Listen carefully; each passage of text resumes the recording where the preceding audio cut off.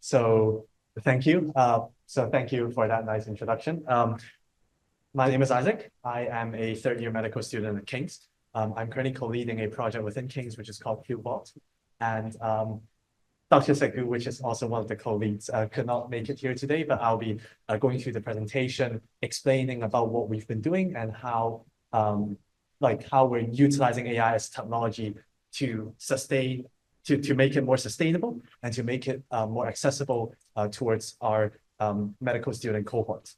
I'll be explaining a lot of the logic behind and the rationale behind designing the entire platform, and also how we're trying to harness the tools rather than only mentioning about the tool and what we're using it for. Because I think one of the most important takeaway messages that I want everyone here to have is how we're trying to build it and how we're trying to utilize it in a more positive and a more effective way.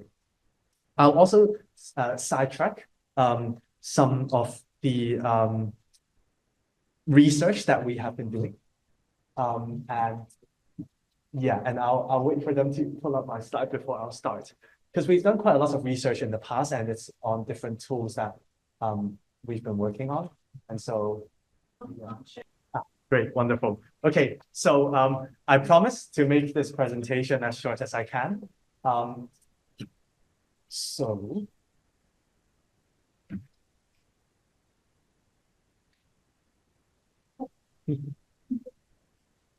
Yeah, could you help me click on the next slide, please? Okay, great. So, as you all know, medical education is all about studying and also acquiring more knowledge. Just to make it very briefly, we've got lectures, we've got seminars, tutorials, students then go to independent studying, and then we do our exams, which are mostly related to single best answer exams, and also OSCEs, which are testing about your soft skills and also your communication ability. And I think this is a very accurate picture about how I usually go on with my daily life, where every day I open my computer and I start studying, because it's a lot of stuff. And this has troubled me a lot over the past few years. Next slide, please.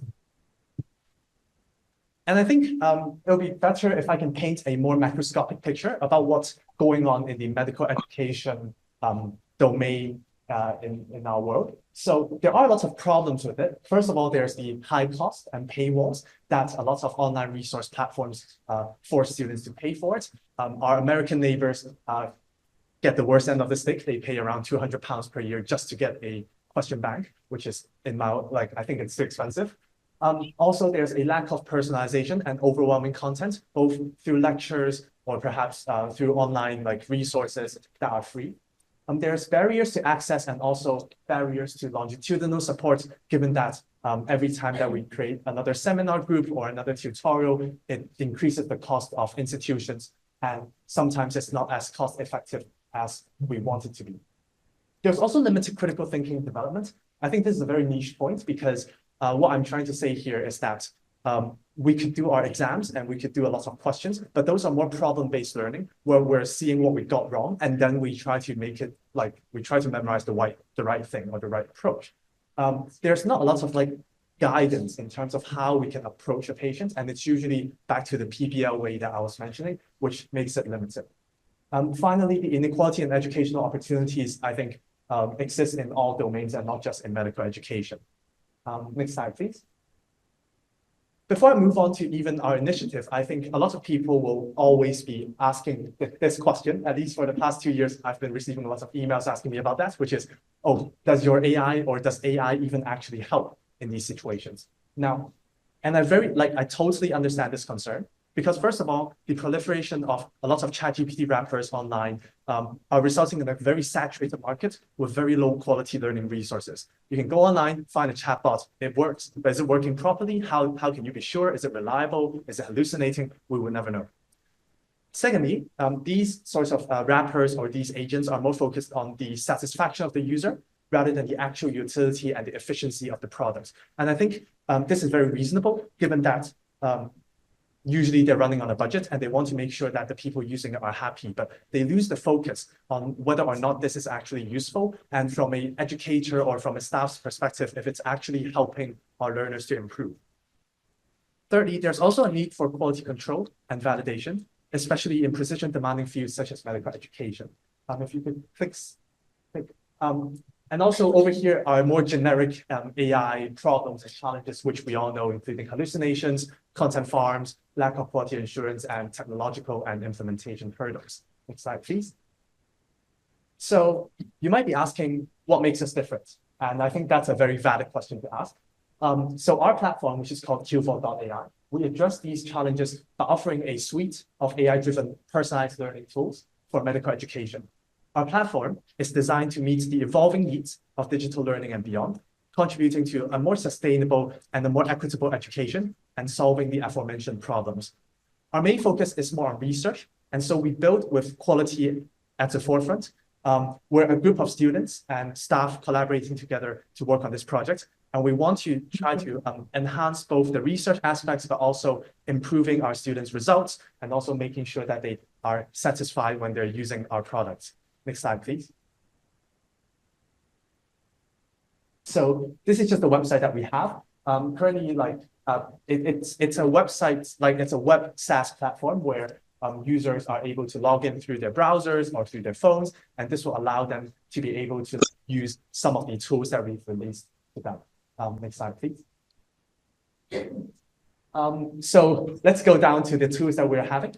And obviously, I'll go down and explain each one a bit more just to explain the rationale behind why we're trying to do these things and what specific challenges are we fighting. So we've got something called SBAs, which is generating single best answer questions tailored to any curriculum. We've got Lenny and Reggie, which are both chatbots. One is for concise, accurate explanations, and the other one, which will guide critical thinking. We've got Notify, which is a very basic where we summarize lectures and text resources into study guides and notes so that we can give our students a small boost in their learning. CaseWrap, which is more about cultural competency, and also OSCE Live, which is a simulation of OSCE exams with real-time voice conversations. And I will promise everyone here that I will give you some, I will show some demos later, and we'll all be able to see what's happening when the user interacts with our product. Next slide, please. So let's first talk about the single best answer resource gap.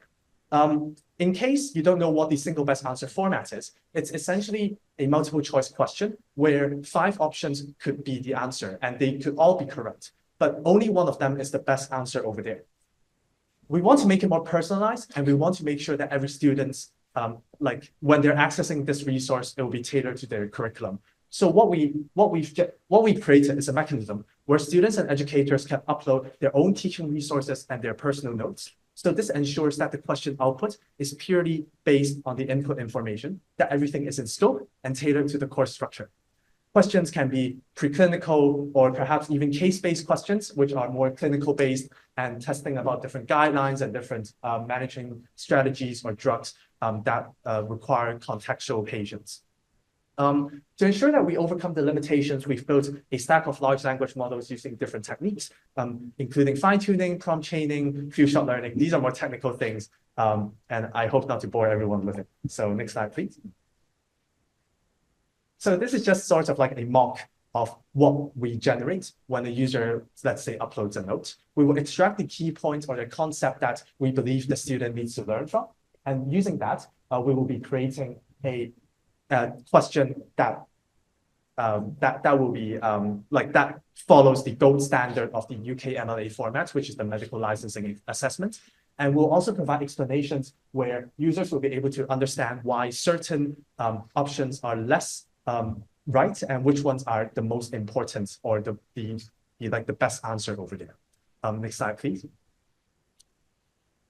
Prompt chaining is a bit technical. The reason why I would like to highlight it in this conference is because this is one of the methods in which we're able to cut down the cost a lot. If you go and use the O1 or perhaps O3 models out there with ChatGPT, or perhaps using Llama models, which are more local, and fine-tune them, you realize that the setup cost is expensive, or perhaps the API costs are all huge. And we think that this is not the best way to approach a more democratized learning and to create more accessible learning, because we will be hemorrhaging money and no one wants that. So what we do is we try to use a prompt chaining mechanism where we're able to balance quality, relevance, and the conciseness of the answer. And also, I guess one thing that, while we're doing the research on this and we're trying to validate our entire approach, we realized that even if we can create the best questions out there, we still need alternative quality control methods, because there will always be someone, which including me myself, who will never 100% trust the AI and what it's giving you, because there's no external or independent validation. And this is something that our current technology cannot provide us with. Next slide, please. And so what did we come up with? So first of all, we have the metadata and metrics that everyone likes, including item response theory, discrimination, point by serial, etc. Where we're trying to use these types of data to analyze how students use each question or how they approach different questions and whether or not their performance is congruent to their answers. And so we use this to try to map out a picture where we're trying to see if we can automatically filter down questions that may not be up to the standard that we would like it to, and also to catch and to get a more longitudinal perspective of students and catch them if we think that their progress is not going well.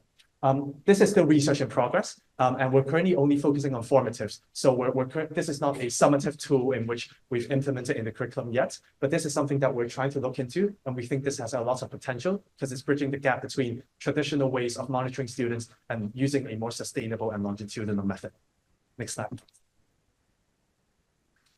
So since I don't have a lot of time, I think this slide sort of illustrates another research that we've done, which is about how we can use a dual mechanism to do a lot of quality control with different stakeholders. So we've kind of narrowed down a lot of the premises or the assumptions that we have when we're trying to build this platform. And I think this sort of echoes what everyone thinks here. So first of all, AI will never achieve 100% accuracy. And secondly, independent reviewers are always necessary when we're trying to provide resources to our students. And finally, personalization will always create an imbalance in quality assurance. The more personalized you get, the less oversight you can have in a macroscopic way. And so it will start to have a bit of effect on the quality assurance aspect.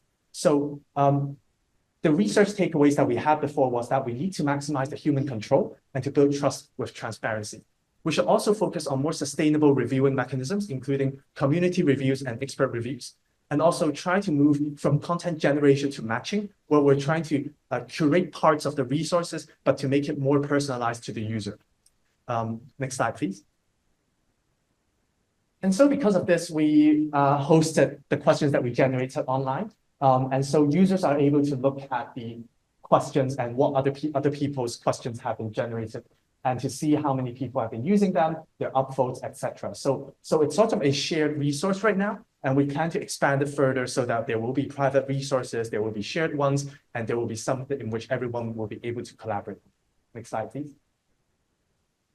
Yeah, and so this illustrates, and it's also a screenshot of the website right now, where we're able to use traffic, use different percentages, and also using comments and likes to try to ensure that our students are able to get different ways to validate whether or not the question is right and if they're learning something that they will need to learn.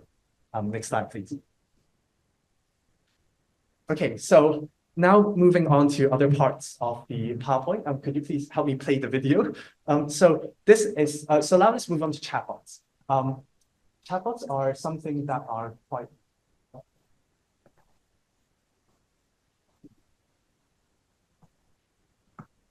So chatbots are something that a lot of people use, and the basic chatbots that you have are the ones in ChatGPT. So how we utilize these chatbots is that, how we build it is that we created 3 models for users. This includes the light model, in which it will give very fast responses. We have the explain model, where it's more slower, but it's more accurate, and also a verify model, where we're able to recording in progress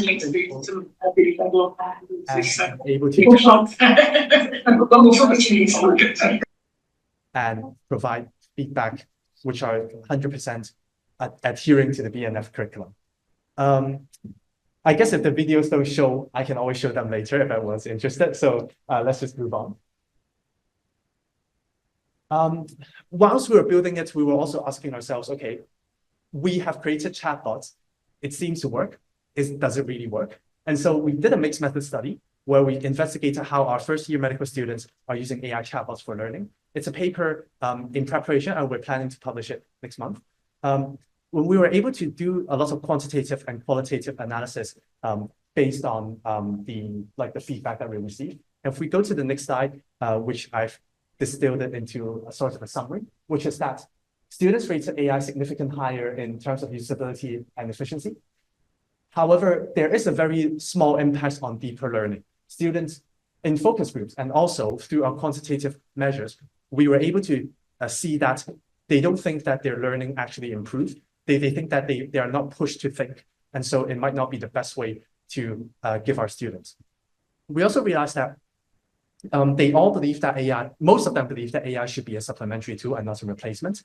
And so this implies that we need to enhance the critical thinking and the engagement of different chatbots. And that we also need to improve the usability and responsiveness of such platforms. So next slide, please. And so unfortunately, if the video can't show, I guess it's a bit unfortunate. But what we're trying to build right now is we're trying to move away from the rote memorization and foster more deeper and independent problem solving by creating chatbots that will guide you to learn and will not give you the answer at the first go. So we're trying to make sure that it's able to guide the students a few times. And if the student really struggles, then we give them the answer. We're still building it. We're planning on doing a lot of research based on it. And I think this is sort of the breakthrough that we would like to see in education, where teachers and also educators are more willing to use these platforms. Moving on to Notify, which is the note summarizer thing that I was mentioning. The reason why we wanted to build it in the first place is because we believe that a lot of online resources are not personalized to the curriculum, or perhaps in the format that I like. I personally like a balance between point form notes and also a few paragraphs here and there. But at the same time, I also want to have more summary sections and more glossaries, etc. And so we've built something called Notify, where we're able to allow users to upload their resources, and then we're going to generate their personal curated study notes. If you look at the left panel, you can see that they have quite a lot of different ways to customize it. And I think that's something that a lot of providers out there could not give us, because the more customizable it is, the more trust we can have that we can provide to students when they're using our platform. And I think this is something really important when we want to encourage the adoption of AI and to make sure that they're using it the right way. Next slide, please. So Casecraft is something that we are also currently developing.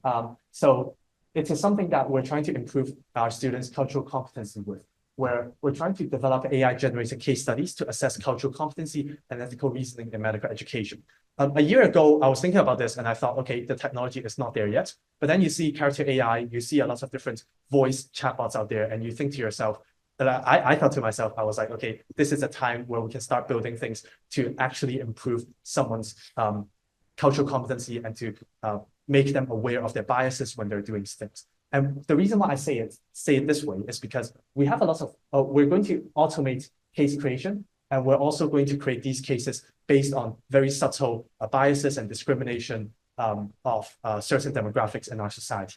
When the user uses or perhaps does these questions or looks at these cases, if they might miss out some very key characteristics, which will affect the entire management plan. And if we look at the BAME demographic in both healthcare staff, students, but also patients, you can see that a lot of issues are existing in the NHS right now, where a lot of unfortunate patients are being sort of dismissed, or perhaps some very sinister diseases are not being caught out because of this issue. And so right now we're in the process of co-creating a case bank where we're able to host these on the platform, and students and also other people are able to look at these cases and to develop a bit more about their cultural competency and ethical reasoning. Moving on to the next slide, which is actually one of the most exciting slides that I would like to share today, is the OSCE Live Integrated Virtual Examiner. This is a tool in which we're able to provide realistic AI-driven OSCE simulations to enhance the clinical communication and the cultural competency that I was mentioning. The key features of this product is that we are using AI-powered virtual patients to simulate real-time conversations where students interact as healthcare professionals. And when I say real-time, I don't mean typing in the chatbot, sending it, waiting maybe 10 seconds for the chatbot to reply. I'm talking about actual conversations where you're talking to your computer, and is able to respond immediately or in a very short latency time, and is able to adapt dynamically based on your conversation to mimic real-world clinical encounters. We also, obviously for these examinations, we also need to score our students. So we will evaluate their communication skills, clinical reasoning, and cultural awareness when we are scoring them. We hope to identify any biases, as mentioned just now about the cultural competency casecraft tool, to develop more equitable patient-centered care. The reason why I'm very excited about this is because it is much more flexible, objective, and adaptive than traditional role-play or pre-scripted simulations. I'm currently still a medical student. I still need to prepare for my OSCEs in 2 months' time. And it's very difficult for me to perhaps book a room or to find a patient actor to come in and teach me, because it costs a lot. And sometimes the feedback might only be a one-on-one situation. And if we have a group of students that want to practice, it would take out a lot of my time. And it's not necessarily the best way to move forward in such a digitized future. And so the reason why this is so impactful is because we're able to bring the OSCE practice back to the student's room, and where they're able to have a conversation and a lively conversation with an AI, in which they're able to improve their communication and to make sure that they can handle really tough situations. I'm personally also very afraid of saying something wrong in front of a group of people. So I think these types of practices will be very useful for me at home, where I'm able to practice these in a very safe and secure space. If we go to the next slide. So I'm not sure if we can play it. I really hope that we can. But if we can, I can always play it later. It's just some demos. I was a bit bored yesterday. I made some demos in which I was talking to the chatbot, and we're just having a very nice conversation. If you can skip the next slide and go to the one after that.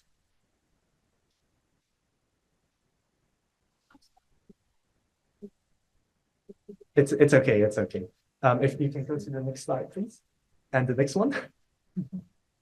Okay, so the only thing I can show right now is probably just the interface, where the user is able to select the case that they would like to work on. And once they press the Start OSCE station, and if you go to the next slide, they will be interacting with the chatbot on the left-hand side, where they're talking to them. The reason why we don't have avatars, and I get this question a lot, is because avatars are only there just to satisfy the students' satisfaction. It doesn't inherently improve their communication skills. Obviously, we want to go to the point where we can improve their clinical skills, such as phlebotomy or perhaps different practical skills. But for now, we're more focused on communication, and we think that having a real-time conversation is more than enough to improve their skills.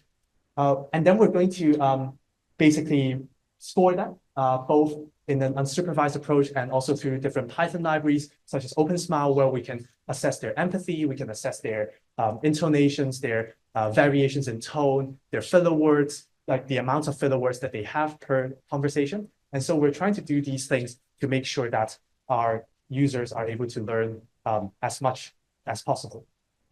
If we go to the next slide.